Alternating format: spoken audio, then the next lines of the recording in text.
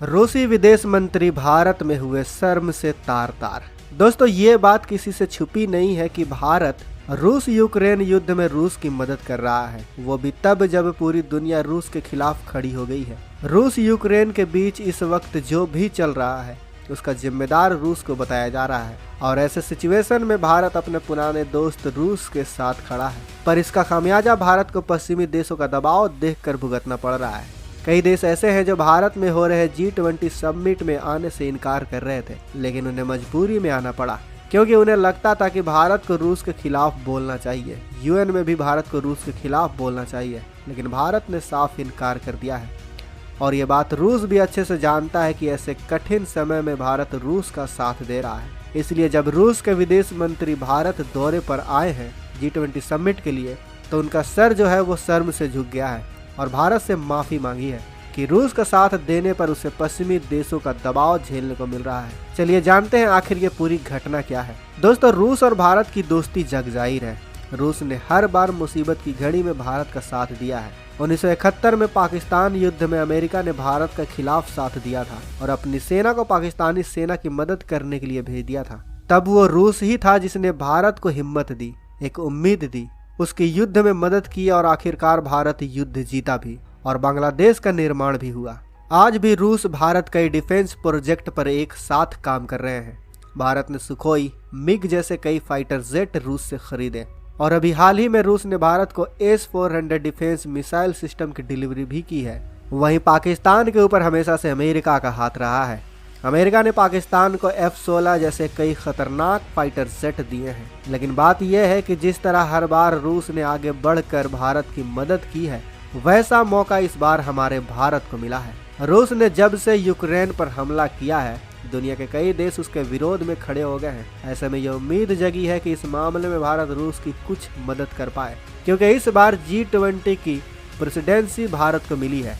G20 के विदेश मंत्रियों की बैठक दिल्ली में चल रही है और जैसे कि उम्मीद थी, इस मीटिंग में यूक्रेन और रूस का ही मुद्दा उठाया जा रहा है, जबकि ऐसा करने के लिए G20 सही जगह नहीं है। G20 की समिट रूस और यूक्रेन युद्ध को सुलझाने के लिए नहीं थी, लेकिन पश्चिमी देशों ने इससे भी अखाड़ा बना दिया। हमारा भारत भी पूरी कोशिश में है कि इस पूरे मामले को आपसी सहमति से सुलझाया जा सके। इस पूरे घटना के बीच कुछ ऐसा हुआ कि पूरी दुनिया के लोग दंग रह गए।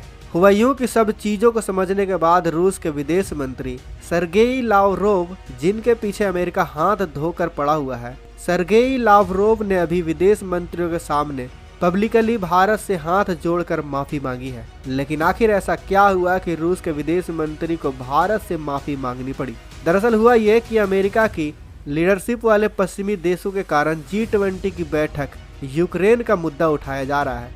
इस वजह से मेजबान भारत की तरफ से उठाए जा रहे कई मुद्दे नीचे दबाए जा रहे हैं। दरअसल हुआ ये कि अमेरिका की लीडरशिप वाले पश्चिमी देशों के कारण G20 की बैठक में यूक्रेन का मुद्दा उठाया जा रहा है। इस वजह से मेजबान भारत की तरफ से उठाए जा रहे कई मुद्दे नीचे दबाए जा रहे हैं, जिसके वजह से भारत अपनी बात सही से नहीं कह पा रहा है। रूस के विदेश मंत्री के अनुसार खुद को भारत के सामने वो शर्मिंदगी महसूस कर रहे हैं, क्योंकि पश्चिमी देशों का व्यापार रूस को लेकर काफी सख्त दिखाई दे रहा है। और इस वजह से सर्गेई लावरोव ने भारत से माफी मांगते हुए कहा कि मैं पश्चिमी प्रतिनिधि मंडलों के अभद्र व्यवहार के लिए मेजबान भारत और वैश्विक दक्षिण के देशों के सहयोगियों से माफी मांगना चाहता हूं, क्योंकि G20 एजेंडे पर काम को मजाक में बदल दिया गया है और वो अपनी आर्थिक विफलता को दूसरे देशों पर थोपना चाहते हैं, खासकर रूस पर। दोस्तों, रूस और यूक्रेन के बीच जो चल रहा है उसके वजह से G20 के कई देश रूस से दूरी बना रहे हैं।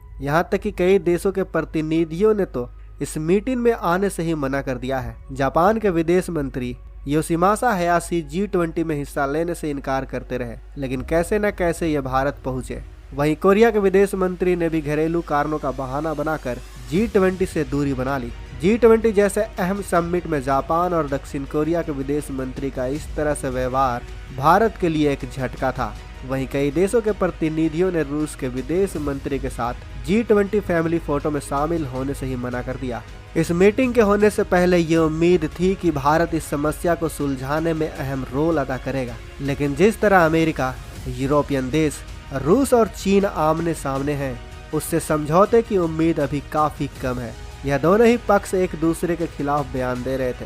पूरी की पूरी मीटिंग रूस और यूक्रेन युद्ध को लेकर ही सिमट गई। वैसे G20 meeting multilateralism, food, energy, security और विकास के मुद्दों पर होती है, लेकिन ये सभी मुद्दे रूस यूक्रेन के मुद्दे के नीचे दबकर मर गए। लेकिन इन सब में अच्छी चीज हुई कि प्रधानमंत्री मोदी ने एक बार फिर अपने संबोधन से सभी का दिल जीत लिया। मीटिंग की शुरुआत में प्रधानमंत्री मोदी जी ने सभी विदेश मंत्रियों को संबोधित किया। उन्होंने कहा कि इस मीटिंग में रूस और यूक्रेन का मुद्दा हावी नहीं होना चाहिए।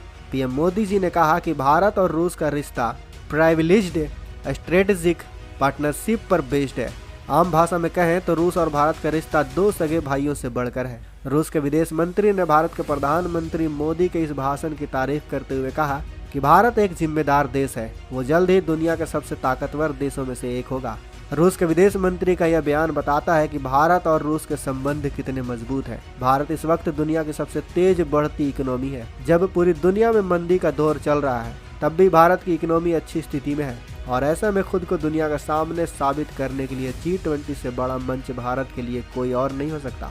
लेकिन रूस और यूक्रेन का मुद्दा भारत के सभी कोशिशों पर भारी पड़ा। दोनों ही देश किसी भी तरह के समझौते को मानने के मूड में नहीं दिख रहे हैं। इसलिए ऐसा कहा जा रहा है कि भारत एक समझौता तैयार करने की कोशिश कर सकता है, लेकिन ये इतना आसान नहीं होगा, क्योंकि पिछले कुछ महीनों में दोनों देशों ने अपने रुख को सख्त कर लिया है और सभी देश चाहते हैं कि भारत रूस के खिलाफ कुछ बोले।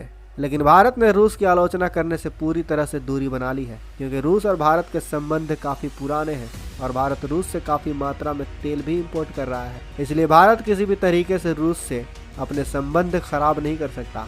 लेकिन हम उम्मीद करते हैं कि हमारे प्रधानमंत्री इस समस्या का भी कोई न कोई हल निकाल ही लेंगे। आपको क्या लगता है कि हमारे प्रधानमंत्री मोदी जी इस समस्या का कोई हल निकाल पाएंगे? अपने विचार हमें कमेंट बॉक्स में अवश्य बताएं। साथ ही वीडियो अच्छी लगी हो तो इस वीडियो को लाइक करें और अगर आपने अभी तक इस चैनल को सब्सक्राइब नहीं किया तो इस चैनल को सब्सक्राइब कर लें, ताकि हमारे आने वाली वीडियो को आप मिस ना कर सकें। मिलते हैं अगले वीडियो।